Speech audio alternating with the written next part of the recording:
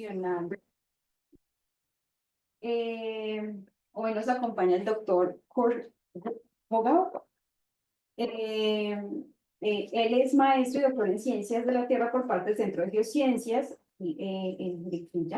Fue investigador postdoctoral en el Instituto de Investigaciones Antropológicas en la UNAM entre el año 2021 y el 2023, y actualmente es investigador postdoctoral de la Universidad de Bergen, en Noruega, en donde forma parte del Centro de Estudio de Comportamiento del Homo sapiens moderno. También es miembro del grupo de paleoclimas Bjerknes Center y es miembro del programa Shaping European Research Leaders for Marine Sustainability en la Universidad de Bergen. Es investigador también visitante de la Universidad Libre de Bergen. Su línea de investigación se refiere al estudio de la evolución del paleopaisaje y su relación con los grupos de cazadores-recolectores y culturas antiguas en México y Sudáfrica. Para este fin utiliza secuencias sedimentarias lacustres, fluviales lacustres y marinas como archivos paleoambientales.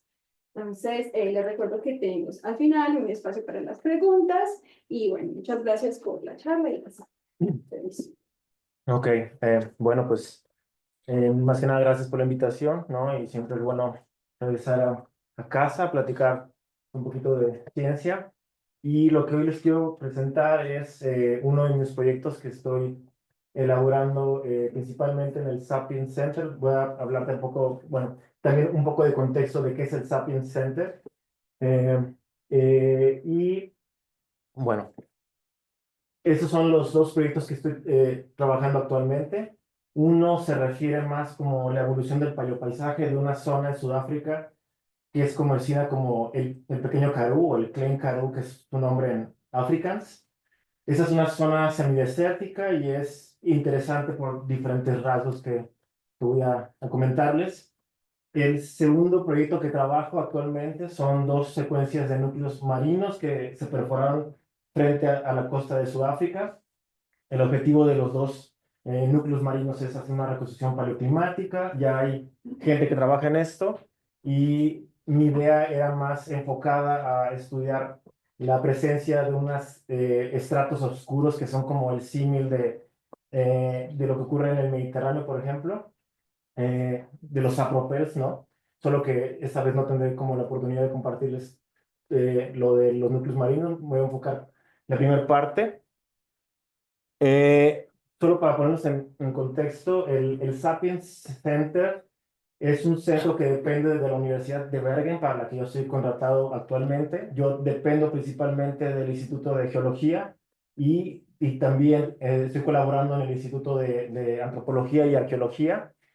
El Sapiens es un instituto que tiene un carácter como de centro de excelencia, es decir, que es financiado por la Universidad de Bergen y por el Consejo de Ciencias noruego y se encargan son institutos especializados en responder preguntas científicas muy puntuales, ¿no? En el caso del Sapiens, el interés principal es estudiar cómo emerge el Homo sapiens moderno y cuáles fueron, digamos, los disparadores de los procesos de cognición avanzada en Homo sapiens en Sudáfrica. Eh, para este fin, esas son las preguntas científicas que el Sapiens propuso al inicio. Ellos aplicaron, digamos, una propuesta de investigación que fue guiado por el profesor Chris Heinzelwood y también de la mano de Francesco Errico, que es una persona que se encarga de estudiar de la cognición y evolución del Homo sapiens. Ellos propusieron estas preguntas principales de investigación. Yo, digamos que encajo más en las últimas dos preguntas, que es cómo el Homo sapiens moderno, anatómicamente moderno, ha variado o se ha adaptado a las condiciones climáticas y el paleopaisaje en Sudáfrica. Y un poco también en la última, que cómo estos factores pueden impactar en la innovación tecnológica, por ejemplo, de herramientas de grupos de cazadores y recolectores. Como ustedes se podrán imaginar, es un tema muy complejo en el que tienen que incluirse diferentes esferas del conocimiento, no solo arqueólogos. Los arqueólogos, digamos que es el núcleo grueso del instituto, eh, solo que también hay incluidos geólogos como yo, hay personas que son más encargadas de los modelación de paleoclimas, y por otro lado está el grupo de psicología de la universidad, que ellos estudian la parte de cognición, cómo ha evolucionado, cómo ha emergido, ¿no? En Sudáfrica. Y a la vez, en ese esquema, este es, digamos, el central, el núcleo central, y hay universidades que se les llaman como partners, ¿no? Que son compañeros del Sapiens, que hacen otro tipo de análisis. Entre ellas está la Universidad de Bordeos. El Centro NORS es un centro de investigación noruego que tiene financiamiento por parte de la universidad y por parte de empresas privadas también. Está el Royal Holloway, que principalmente se encarga de hacer fechamientos OSL, la Universidad de Tübingen, que están encargados más que nada de trabajar microfacies o estudios de micromorfología, que le llaman ellos también. Y la Universidad de Sudáfrica, que es el principal partner, es la Universidad de Wits. Digamos que es el brazo derecho para aportar todos los arqueólogos de campo para Sudáfrica, ¿no? Entonces es un entramado de diferentes institutos que convergen todos en Sapiens con diferentes especialistas. Eh, y bueno, esperamos que en un futuro las redes se conecten bien y podamos producir un gran número de artículos y conocimiento, evidentemente. Eso está tapando aquí, pero no sé si ustedes lo pueden ver. Ah, ok. Solo para ponernos en contexto también de qué es el humano o Homo sapiens anatómicamente moderno. Las ideas principales es que todos venimos de un ancestro en común que es el homínido. El homínido, lo más aceptado actualmente es que emerge a los 7, 8 millones de años, ¿no? En África hay diferentes sitios como en Etiopía, ¿no? Y ustedes recordarán a Lucy, es uno de los más famosos fósiles. Eh, Después hay una especie que es, digamos, la transición entre los homínidos al Homo sapiens, que es el Australopithecus, y en algún punto de los 2,5 millones de años o 3 emerge el Homo sapiens como nueva especie, ¿no?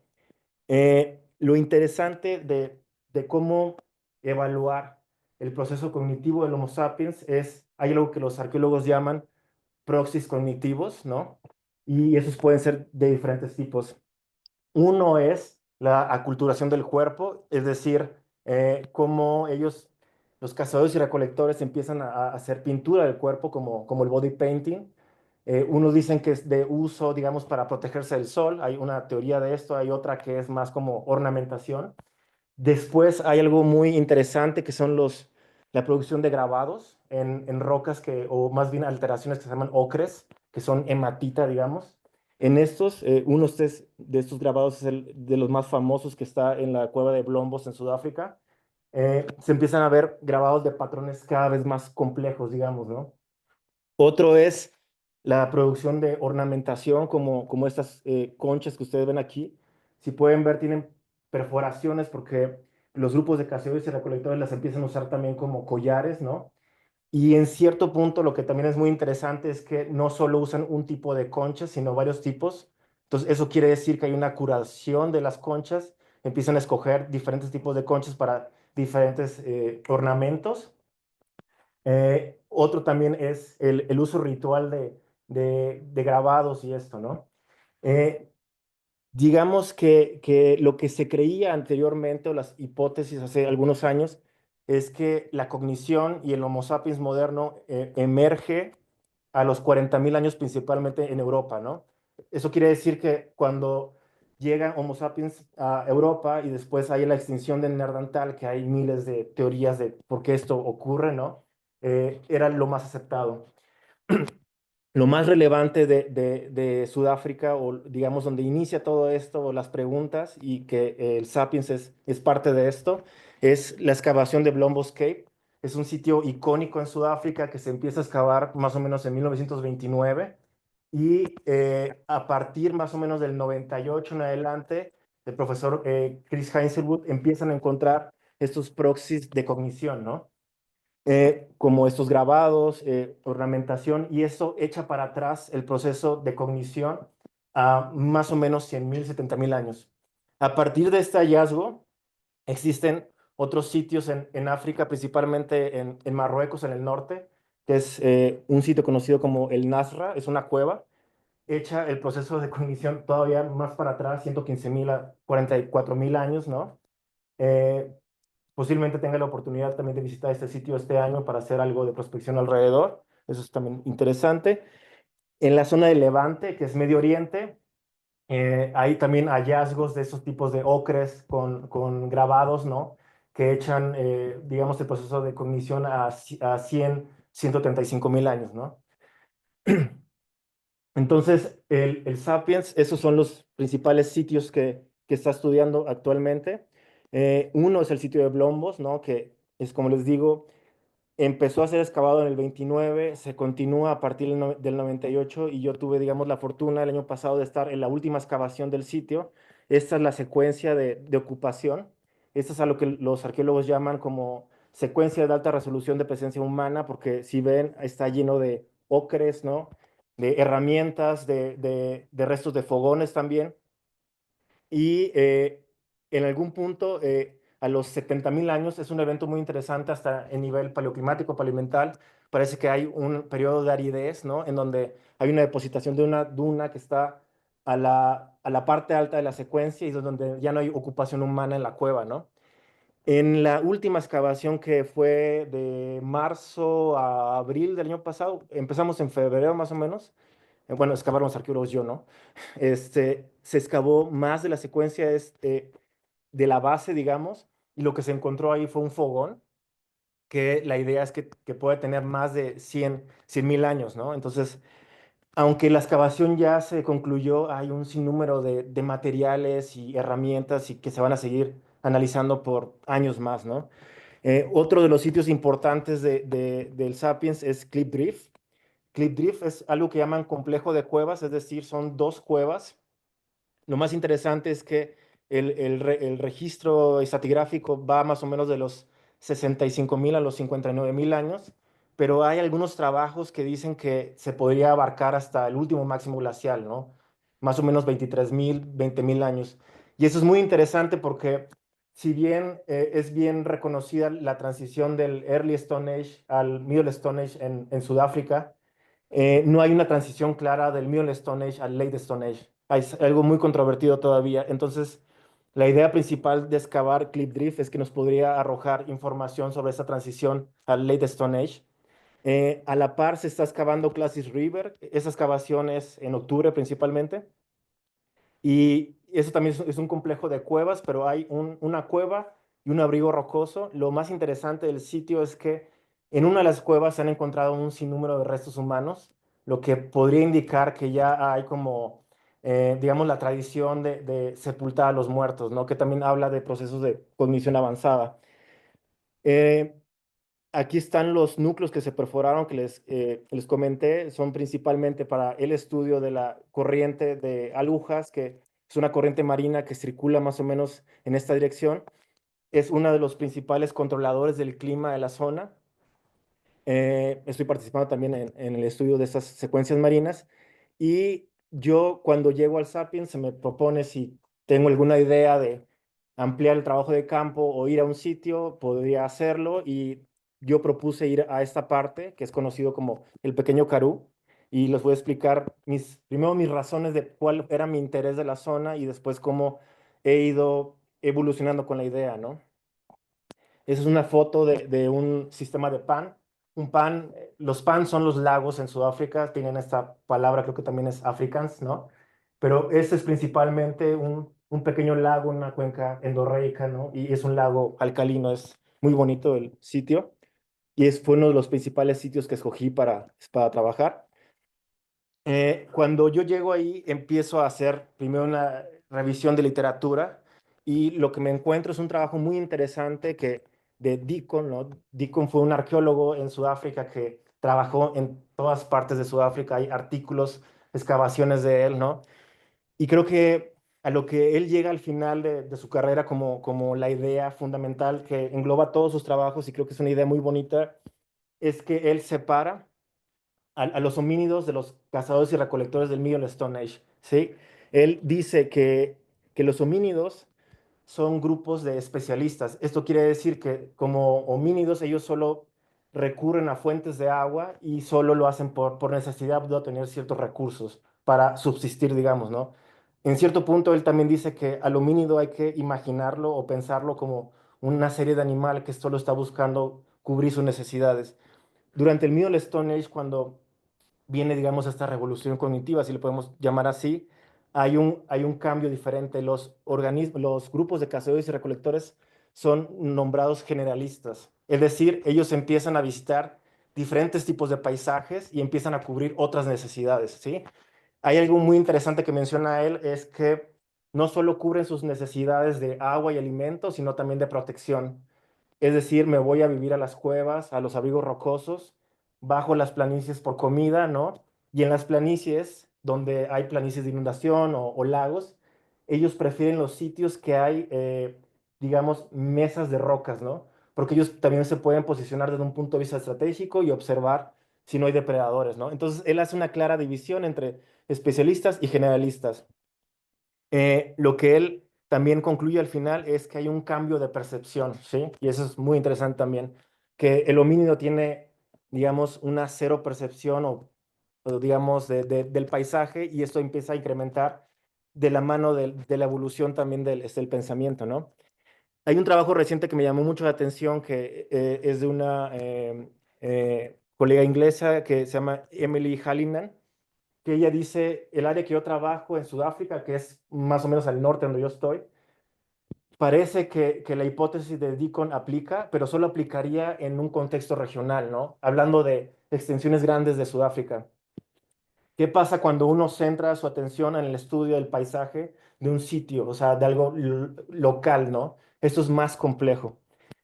Entonces, viendo la complejidad del paisaje de Sudáfrica, esas ideas que hay de fondo, yo me quise ir como a lo más seguro, ¿no? Es estudiar los tipos de humedales que hay en el área de estudio y ver la relación que hay de la evolución del paisaje con esos humedales y la presencia de grupos de cazadores y recolectores. Hay un trabajo muy interesante que es de Grenfell, que él describe todos los tipos de humedales que hay en Sudáfrica que pueden ser generados por actividad fluvial o por secuencias de lagos también, o presencia de lagos, perdón. Y él dice algo muy interesante, ¿no? Que cada humedal tiene diferentes elementos del paisaje que lo hacen único y cada uno de los elementos podría responder hacia las condiciones climáticas o no puede responder, ¿no? Eso lo hace también aún más complejo. Si uno quiere estudiar un humedal que es generado por una planicie de inundación, hay diferentes elementos, ¿no? Del paisaje como canales o sistemas o series de overbanks, ¿no? Que unos van a reaccionar con el clima, otros no. Entonces, lo que para mí parecía una idea sencilla de atacar humedales, porque son los sitios donde había agua y donde podría encontrar sitios arqueológicos, ¿no? También es algo, es complejo, ¿no? Y un ejemplo de qué tan complejo es esto, esta planicie que ven aquí es un lago que estoy trabajando, se llama Big Pan, que les voy a mencionar ahorita más a detalle.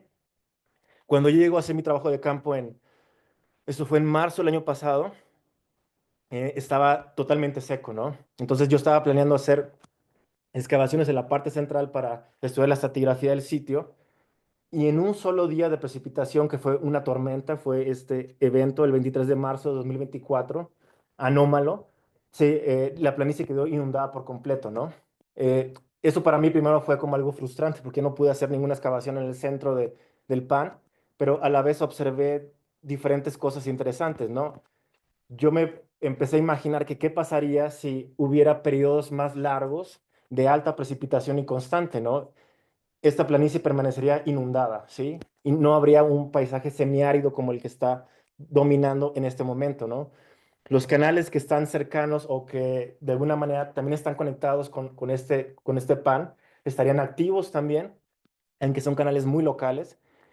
Y algo que me voló la cabeza fue el cambio de la dinámica de los animales en la zona, ¿no? Cuando yo empecé a trabajar ahí, que estaba totalmente seco, escogí otros sitios alrededor del lago para empezar a trabajar. Lo único que yo veía que nos visitaba el día era una serie de avestruces, ¿no? Que caminaban por ahí. Después que se inunda la planicie esta, llegaron más antílopes, una serie de antílopes, y detrás de ellos vinieron pues los leones a cazarlos, ¿no? Entonces lo que yo me imaginé es, bueno, tienes una serie de animales como antílopes, leones, detrás de ellos en el medio del Stone Age tuvieron que haber también llegado grupos humanos de cazadores y recolectores, ¿no? Entonces lo complejo es que en una sola precipitación, como cambia el paisaje, puede cambiar esta dinámica, ¿no? De humanos y animales, ¿no? Entonces, las preguntas científicas que al principio me propuse en la cabeza o puse son relativamente sencillas, ¿no? Pero primero era identificar en la zona que escogí de estudio qué tipo de humedales hay, cómo ha sido la distribución de estos humedales y cuál ha sido su variabilidad desde el Early Stone Age hasta el Late Stone Age. Y hay una pregunta que al principio me propuse, que es que la tercera, pero esta es más compleja porque requeriría un conocimiento muy elevado de la arqueología de la zona. Y no he mencionado que esta zona no ha sido estudiada en absoluto, ni geología se ha hecho geología regional, pero no en cuestiones paleoambientales o arqueológicas. Entonces, si yo quisiera estudiar procesos de aridificación y ver cómo los grupos de cazadores y recolectores asistían a estos lugares como refugios, que es una idea que viene, por ejemplo, del norte de África o la zona del Levante, tendría que tener un conocimiento más grande de la arqueología, digamos, ¿no? Y entonces, la hipótesis que yo tengo es que en la zona del río Brac, que el río Brac es uno de los principales ríos que fluye en esta parte del Karoo, desde la cuenca de captura hasta la zona de la planicie pudo haber distintos tipos de humedales y que estos resultaron atractivos para diferentes grupos de cazadores y recolectores. Esto fue lo que yo al principio les propuse a mis jefes en el instituto y después tenía que ir a campo a probar que los sitios en verdad eran atractivos para grupos de cazadores y recolectores, ¿no? Eh, la metodología que empleé fue algo que aprendí también en la Cuenca de México en mi pasado postdoc y que también he estado tratando de implementar en Cerdán, ¿no? Que es no solo tomar un núcleo de un lago y después te vas a tu casa 3 años, ¿no? Sino que tendrías que tener en cuenta todos los factores geomorfológicos que están alrededor del lago para empezar cómo se forma ese lago, ¿no? Y para eso me estoy ayudando de sistemas GIS, algo que también puede ser muy básico, ¿no? Como hacer modelos digitales de elevación, los principales rasgos del paisaje, como la pendiente y otros factores, calculando algunos parámetros como el Wetness Index, que nos indica las zonas más probables de inundación, por ejemplo, también. A partir de esta información que recopilo desde imágenes de satélite hasta los modelos de elevación, puedo seleccionar los sitios posibles para perforar, digamos, o hacer excavación. En campo ya lo que estoy implementando más, en vez de hacer núcleos, es hacer excavación, trinchera o secuencias de pits, ¿no? Porque esto me permite ver la estratigrafía y aparte analizar si hay restos arqueológicos en el contexto estratigráfico, ¿no? Que eso es muy interesante. Describo la secuencia digamos, con los parámetros fundamentales sedimentológicos y estoy tratando de implementar una descripción híbrida entre sedimentología y edafología también. Ya en laboratorio hago una descripción petrográfica de los sedimentos, ¿no? Y utilizo series de diferentes proxies, digamos, como fluorescencia de rayos X, difracción de rayos X, los fechamientos. Yo en México solo usaba carbono 14 porque son secuencias, digamos, jóvenes. El problema de Sudáfrica son secuencias más viejas, digamos, antiguas, y también el problema es que no hay materia orgánica porque estás en un medio semiárido, ¿no? Entonces ahí estamos implementando OSL, hay un colega que se encarga de esta parte, y después la idea es con toda esta información integrarla y hacer un modelo del paisaje como evoluciona, ¿no? Pero a la par trabajo con arqueólogos que ellos hacen recorridos superficiales para detectar la presencia de sitios arqueológicos y artefactos, ¿no? Ahora, el problema también de trabajar en una zona árida o semiárida es la deflación constante de las secuencias. Eso quiere decir que la mayor parte de las secuencias están incompletas o decapitadas, también les llaman, ¿no? Y uno puede encontrar sitios arqueológicos aflorando en superficie, ¿no? Del Middle Stone Age al lado del Early Stone Age, ¿no? Y eso es un gran problema. Entonces, digamos, para atacar este problema es hacer diferentes sitios, ¿no? Hacer como un rompecabezas de diferentes trincheras o pozos a lo largo de un área regional y hacer después una correlación, ¿sí? A esto le llamo yo modelo indirecto, ¿no? Y un modelo directo sería que si en algún punto tenemos suerte, excavamos y encontramos la secuencia con presencia de artefactos arqueológicos, eso sería un modelo directo, ¿no? Eh, Ese es el área de estudio que es el Idul-Karoo. Y otra de las razones por la que escogí el sitio son también como razones estratégicas, pensando cómo vivirían o la usarían los grupos de cazadores y recolectores, ¿no? Eh, el sitio o este semidesierto está acotado por una secuencia que se llama Cape Fold Belt en Sudáfrica. Son principalmente cuarcitas y hay unas secuencias de lutitas también ahí. Cuando yo estaba haciendo exploración del sitio a través de imagen de satélite, lo primero que me saltó a la vista fue este tipo de paisaje que para mí era claramente un lago. Ese es el Big Pan. Y empecé a trabajar con modelos de elevación digital, pero digamos de baja resolución, ¿sí? De 10 metros, 15 metros, los que son libres, que se pueden obtener por el sensor ALOS Pulsar o Tandem X. Empecé a tratar de caracterizar los principales atributos del paisaje, como un poco la hidrología, ¿no? Como los tipos de corrientes que hay, el orden de las corrientes, ¿no?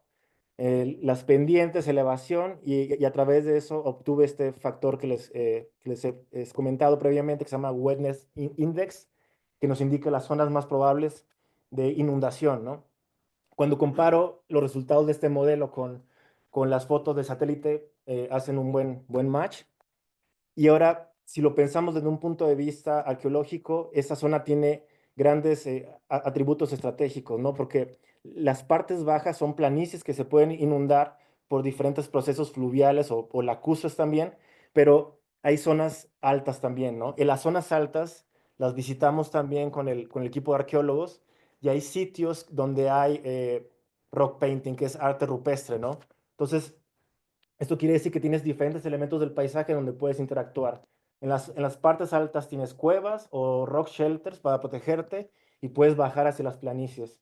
Entonces, eso es muy interesante, ¿no? Como pensar en un grupo de cazadores y recolectores que se están moviendo constantemente entre la parte alta del paisaje y la parte baja y qué beneficios pueden obtener ellos también, ¿no? O obtenían, es más bien. Esta es una foto del Big Pan y una fotogrametría que hice del sitio. Ya cuando selecciono el sitio, vuelo drone para obtener modelos de elevación digital con más alta resolución y poder caracterizar la geomorfología de superficie también. Eh, el trabajo previo que también hice fue reconocer, digamos, la geomorfología del paisaje del Big Pan y tenía diferentes elementos muy interesantes como estos deltas, ¿no? Que están actualmente desembocando en lo que era la orilla del lago, ¿no?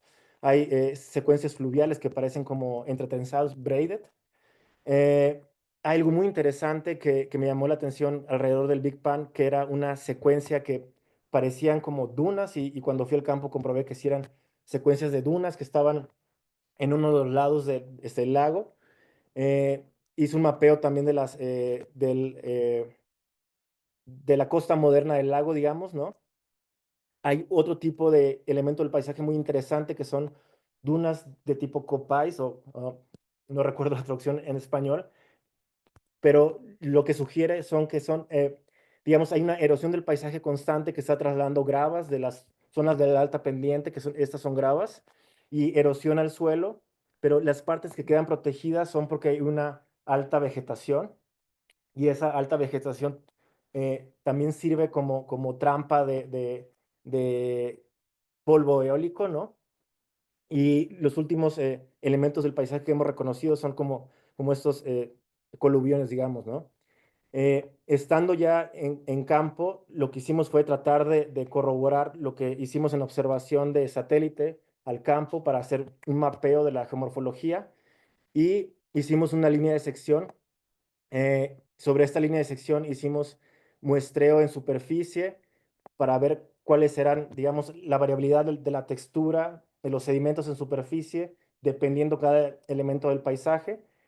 Esta es una sección esquemática que nos ayuda a entender más o menos cómo funciona el Big Pan. Si ustedes observan, hay una parte alta y el Big Pan está en la parte baja donde hay una pendiente y es aquí donde escurre desde agua superficial que es transportada por diferentes canales fluviales locales.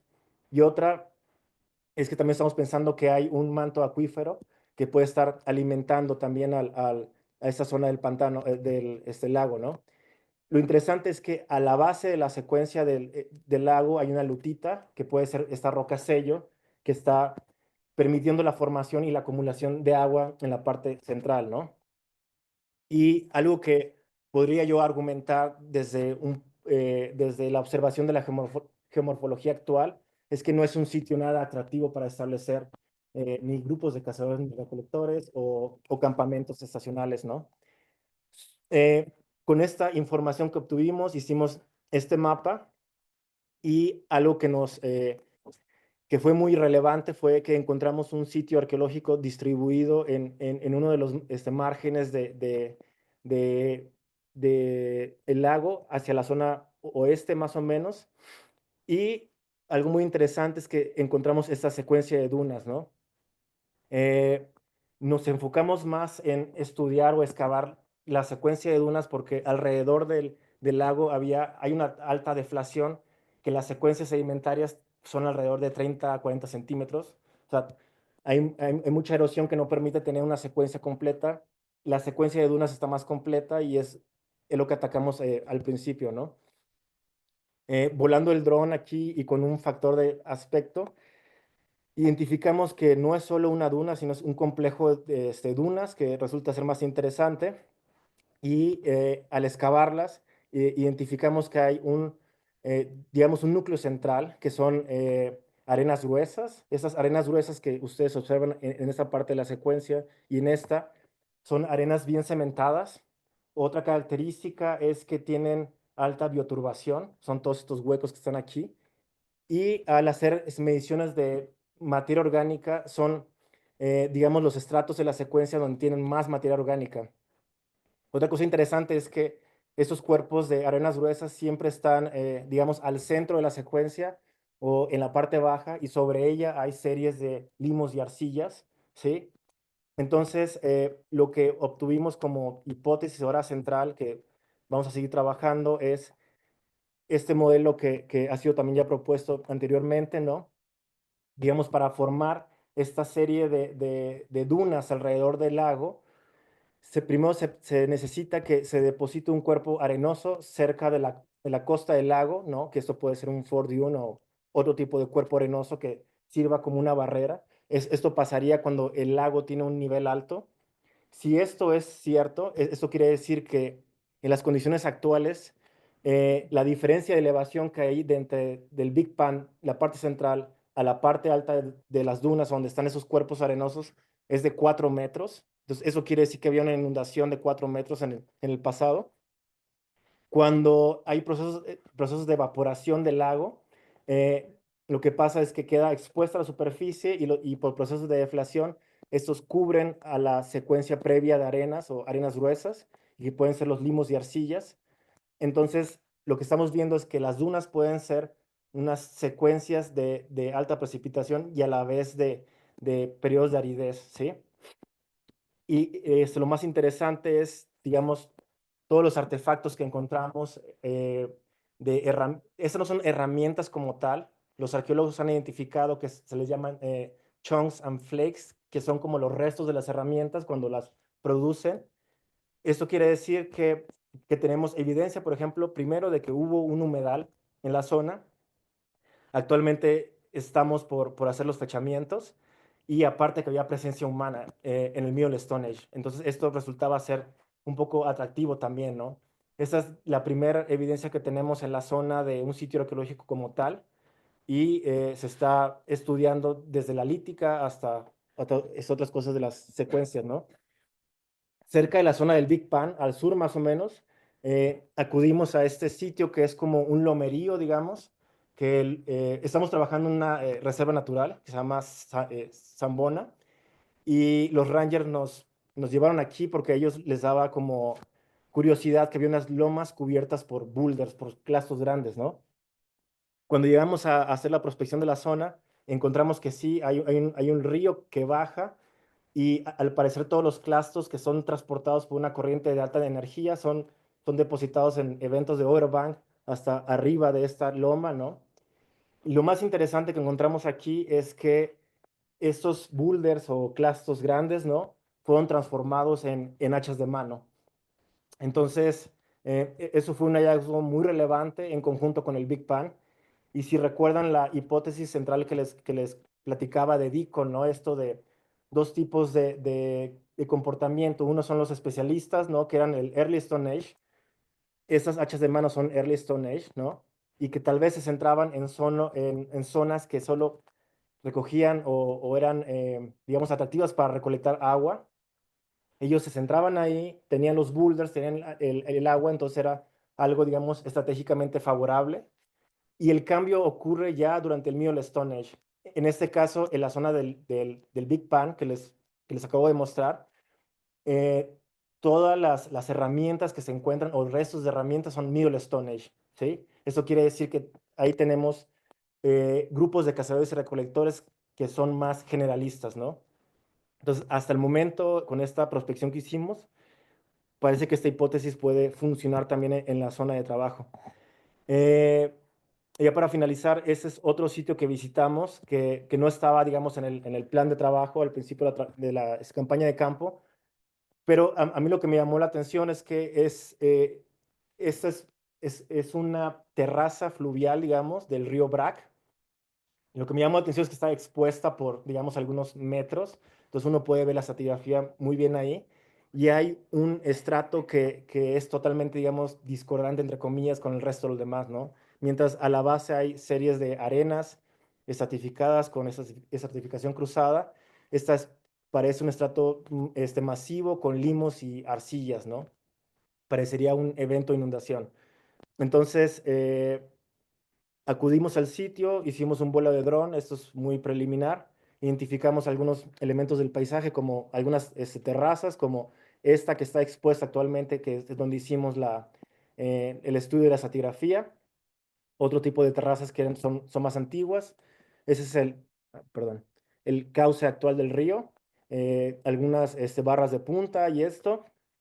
Eh, Hicimos una sola estratigrafía del sitio porque no nos alcanzó también el tiempo y hay problemas también logísticos, como había una manada de elefantes cerca de ahí, entonces nos dieron un día, unas horas para hacerla y después irnos de ahí, puede ser algo peligroso. Ya en el laboratorio, las observaciones que hicimos en campo de estas series de arenas a la base, por ejemplo, ¿no? Esta parte de, podríamos llamar limos y arcillas, y también hay una fracción de arenas finas, fue corroborada. Lo que yo hice fue sacar diferentes muestras para carbono 14 y al hacer los fechamientos, que son algo también muy preliminares hasta ahorita, es que esa secuencia que parecería ser de inundación va de los 8.500 a los 5.400 años, ¿no?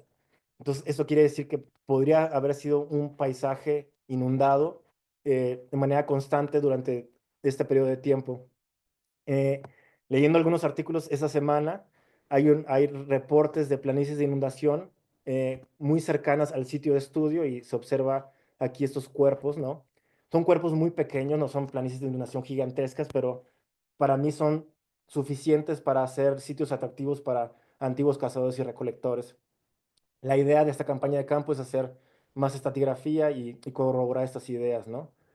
Ah, eh, digamos, el futuro del proyecto, digamos, hay un futuro inmediato que es la campaña de campo ahora es de abril a mayo, es un mes y medio.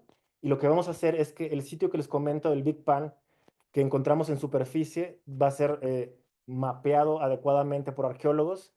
Lo primero que van a hacer es encontrar todos los tipos de remanentes de herramientas y si hay herramientas, clasificarlos, después hacer un levantamiento con estación total y después cuando se pueda tener la distribución espacial, digamos, de esas herramientas, se podría hacer una interpretación de qué tipo de sitio arqueológico es, ¿no? Si es un campamento provisional o era un campamento permanente, ¿no? Eh, Algo que les quiero mostrar. No tengo que salir de aquí. Ah,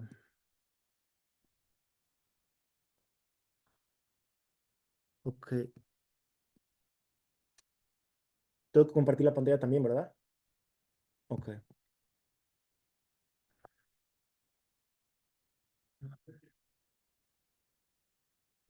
¿Perdón? Ya está, ok. Bueno, este es el sitio que estoy trabajando, ¿no? Y esto es, bueno, Sudáfrica, es el sitio de Blombos, que que ¿no? Se excavó el año pasado, sitios de cuevas. Este es el Klein Karoo, el Yul Karoo. Y la idea ahora que tengo es no solo atacar sitios de humedales, sino verlo también como un carácter regional. Es como les platiqué, se ha hecho prospección en la parte alta también del paisaje donde hay cuevas, ¿sí? Y la idea es encontrar sitios de cuevas que nos puedan arrojar una estratigrafía arqueológica de alta resolución y combinarlo con secuencias en las partes bajas, ¿no? Si logramos tener secuencias de cuevas y de sistemas de humedales también, se podrían combinar y estudiar, digamos, los patrones de movimientos de grupos de cazadores y recolectores, ¿no? Hay una hipótesis en la que dicen que puede haber dos tipos de movimientos de esos grupos, que son circulares o radiales, y esto depende mucho de los tipos de paisaje, ¿no? Para hacer la implementación de esta idea de atacar, digamos, ambos tipos de paisaje, se requiere obviamente de un financiamiento más grande y de más tiempo, a lo que estamos pensando aplicar a diferentes fuentes, ¿no? La campaña más cercana, como les acabo de decir, es en abril y seguiremos definiendo, por ejemplo, la estratigrafía del Big Bang, que es este, ¿no? Esos son todos los sitios que hemos hecho el muestreo en superficie, en planicies de inundación también, que están ubicadas en esta parte. Ese es el río Brac. Aquí, por ejemplo, en esta parte hay mapeado un sitio arqueológico como en los 80s, pero no hay información. Eso también lo vamos a visitar. Y es con la idea esto de integrar diferentes elementos del paisaje ahora al estudio, no solo planicies de inundación o secuencias lacustres, se van a visitar sitios de alta montaña también.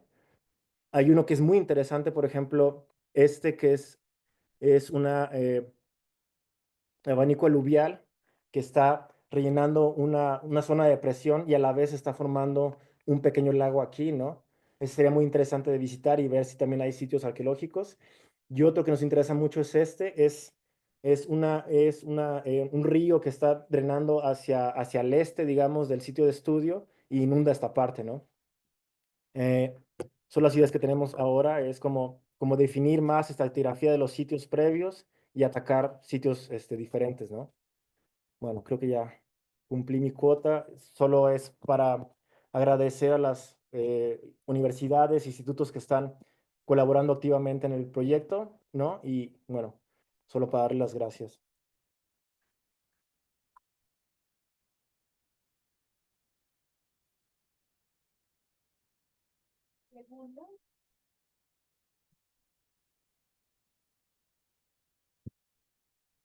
Es muy interesante y es algo que normalmente no, no vemos por acá ni tocamos ni discutimos este tema de investigación. Entonces, gracias por traerlo para acá. Sí. Oye, pues son muchas preguntas digo, que a lo mejor nos puedes ayudar, pero una que tengo en la cabeza es, entonces los homínidos, así como hay manera de identificar en una sola secuencia tu grado de especialización, digamos, de cognitividad, como le hacen algunas secuencias en particular donde puedas tener pues, Sí. que lo identifique con su evolución. Bueno, el punto de los homínidos son los más antiguos, digamos, ¿no? 8 millones de años, 7 millones de años. Y se han identificado secuencias que se llaman Badlands en el este de Sudáfrica, es más o menos en esta zona, eh, aquí, en esa parte, ¿no? Se han identificado cráneos y otro tipo de restos. Ahí es un poco difícil porque encontrar huesos de homínidos es muy, muy difícil. O sea, lo que yo me refería era más Homo sapiens moderno, ¿no? El Middle Stone Age. Ahí sí se ha hecho mucho trabajo de la secuencia, por ejemplo, de Blombos, y a través de los grabados que obtienen los ocres y otro tipo de herramientas, por ejemplo, eso es muy interesante que no mencioné, es cómo cambia el trabajo o la manufactura de las herramientas, ¿no? Del Middle Stone Age al Late Stone Age. Sí se identifican al menos 10 stages como de evolución, y eso es combinado con el trabajo arqueológico y también a la par de psicólogos, ¿no? O sea, no es solo arqueología ahí. Entonces el cambio, digamos, cuando empiezan a usar herramientas, ya los homínidos es más o menos de cuántos. O sea, los homínidos siempre usaban herramientas que son estas hachas de mano cada vez, bueno, son muy burdas, digamos, ¿no? Y a partir del Middle Stone Age son más estilizadas esas herramientas. Y en Blombos el registro es que ocurre de los 100.000 a los 80.000 años más o menos, ¿no? Este cambio cognitivo, ¿no? Y hay ideas también que no se debe ver como un cambio, digamos, radical, ¿no? Que un día de la mañana deciden hacer herramientas más chicas, ¿no? Se fue transicional. Inclusive hay otros trabajos que mencionan que la última transición que hubo del Middle Stone Age al Late Stone Age ocurre en Sudáfrica en diferentes tiempos y en diferentes formas, ¿no? Porque algo que también es interesante es que nunca hubo grupos de cazadores y recolectores estratificados, ¿no? Como ocurrió en Mesoamérica. En cierto punto empiezan a cultivar más, ¿no? Hay sociedades estratificadas, empiezan con la construcción de pirámides y esto. En Sudáfrica nunca ocurre, ¿no?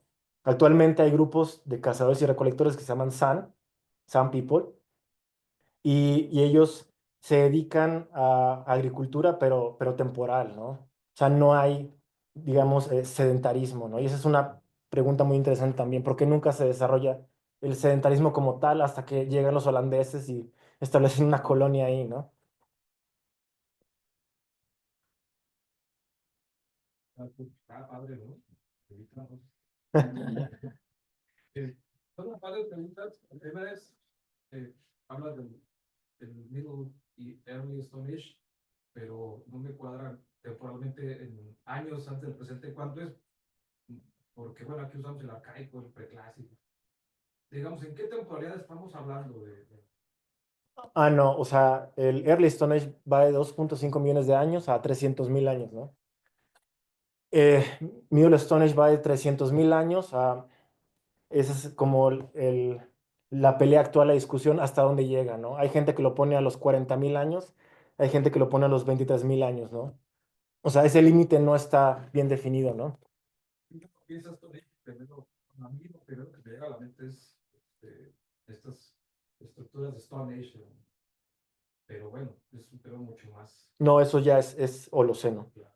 Y Sí, la segunda es, ¿no has considerado utilizar herramientas como el polen, por ejemplo? sí,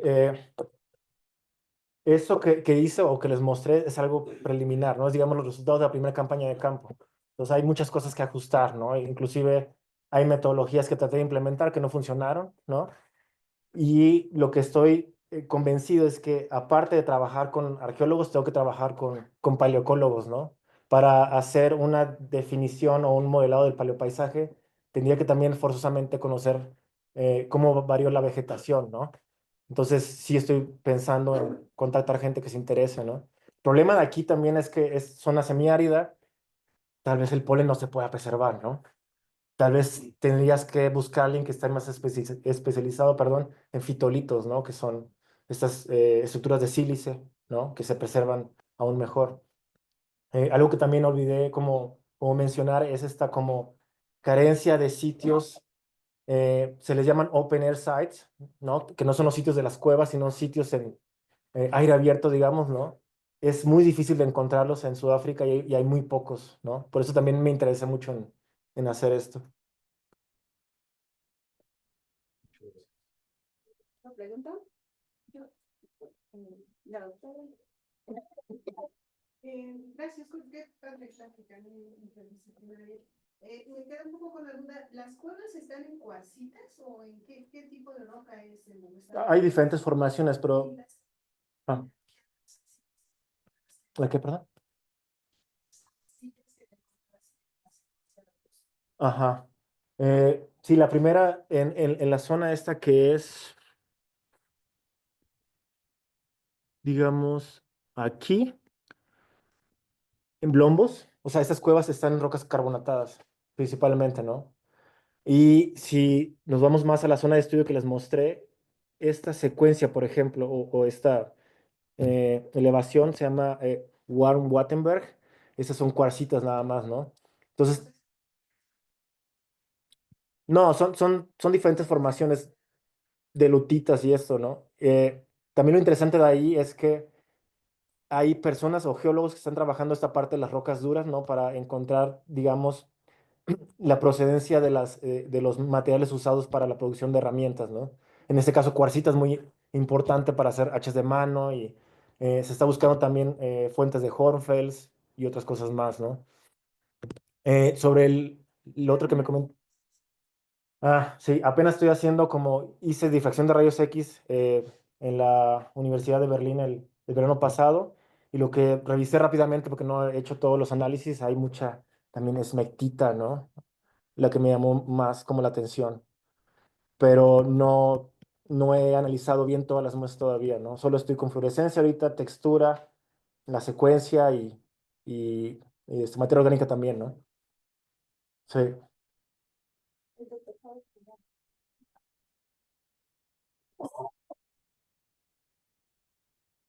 ¿Cómo, o digamos, qué tan confiable o qué tan problemática son los fechamientos? Son muy, muy problemáticos. Porque siempre es el problema fundamental, ¿no? Para establecer estratigrafías y cronologías, etcétera, ¿no? Sí, si me permiten compartirles una imagen. Ah,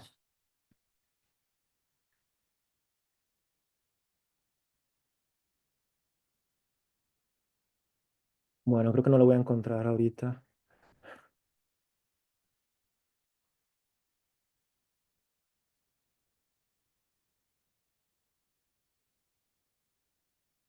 Ah, sí. Estas son otras secuencias que excavé en el sitio del el Big Bang, ¿no? Y lo que observé es que mi idea al principio era excavar en sitios donde yo pensaba que iba a haber más sedimentación para evitar este problema de deflación y después tener secuencias incompletas y fechamientos muy random. Eh, lo que encontré es que hay secuencias hasta de 40 centímetros, ¿no? Lo que hicimos fue que las secuencias que presentan una mayor, un estado avanzado de pedogénesis son las que se muestrearon para OSL, porque la idea es que son las unidades más viejas, digamos, ¿no? Nos pueden dar una edad confiable. Pero el problema es que esas secuencias, una al lado de la otra, que pueden estar a metros, pueden ser muy diferentes, ¿no? Entonces hay un problema grave en el fechamiento de las secuencias, ¿no? Entonces, para minimizar estos problemas, la idea es hacer muchas secuencias o muchas excavaciones a lo largo de todo el paisaje. En secuencias como esta del río, que está bien estratificado y relativamente bien preservada, parece que no hay tanto problema con lo que hice de carbono 14, ¿no? O sea, el problema va a ser cuando se intenten fechar directamente en la zona semiárida, ¿no? Como alrededor de la planicie del lago y esto, sí va a ser muy problemático, ¿no? Entonces hay que invertir mucho dinero ahí en fechamientos. La pregunta más de tus experiencias de vida, ¿qué es más peligroso, un narco o un elefante? Un león.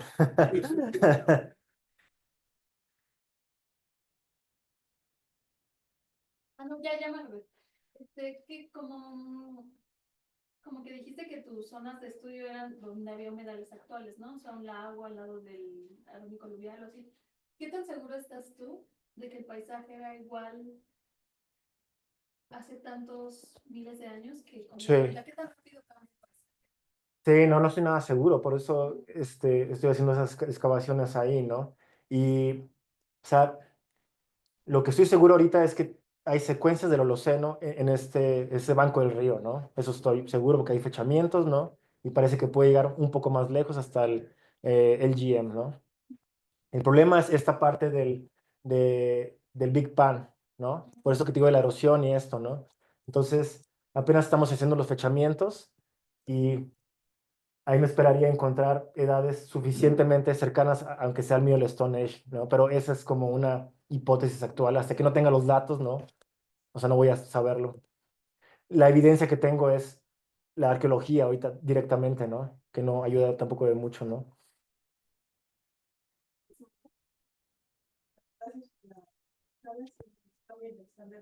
Y mi pregunta es, ¿cuál es la temporalidad de las dos secuencias marinas, de los dos? Ah, sí. Me pregunto si son, por ejemplo, de edad larga, podrían ¿qué tanto podrían, por ejemplo, ayudarte a complementar tu modelo de evolución del paisaje? Sí, te lo puedo mostrar aquí. Estas son las secuencias marinas, ¿no? Ese es un núcleo. La edad máxima de este núcleo es 400.000 años y la otra son como 350.000, 45.000 años, ¿no? Eh, la idea al principio, de hecho, cuando yo aplico a la posición, es que tenía que hacer una conexión entre el paisaje terrestre que hay en la plataforma de agujas, ¿no? Con las secuencias marinas. O sea, mi idea era que los sedimentos que también se formaban en esta plataforma podían conectarse con las secuencias, ¿no? Pero ahora veo que es un poco difícil de hacer eso, ¿no? Porque los principales sedimentos que están, yo creo que interactuando con los dos sitios de perforación de los núcleos marinos, son todas estas cuencas de captura que están al este de Sudáfrica, ¿no? O sea, digamos, la influencia de sedimentación que hay de la parte de esta plataforma ha de ser mínima o ni se puede distinguir tal vez, ¿no? Inclusive cuando comparé la tasa de sedimentación de este núcleo con respecto, perdón, al otro, esta es más elevada, ¿no? Y es muy evidente porque las fuentes de los sedimentos son principalmente estas, ¿no? Que te están doblando la tasa de sedimentación. Y la idea que tenemos ahorita es que hay dos sistemas transportando los sedimentos. Una es una corriente superficial, que es esta, agujas, transporta los sedimentos, digamos, la pluma de sedimentación. Y después, en el fondo del océano, que hay otra corriente que es, eh, perdón, es que se me puede atrapar los nombres en inglés, es esta, ¿no? Que es la circulación del Atlántico Norte, ¿no? Que está moviendo la sedimentación abajo, ¿no? Pero está cambiando condiciones de oxigenación, ¿sí? Entonces es muy difícil como tal vez amarrar lo que pasa en la parte continental con estos núcleos. A lo mucho que se podría llegar es interpretaciones paleoambientales, ¿no? Al final del día, como precipitación y esto que es útil también, ¿no? Pero los núcleos también se hicieron con la finalidad de estudiar la variabilidad en las corrientes oceánicas, ¿no? Ok. Sí, Bueno, pues muchísimas gracias, doctor Rufo. sí, gracias.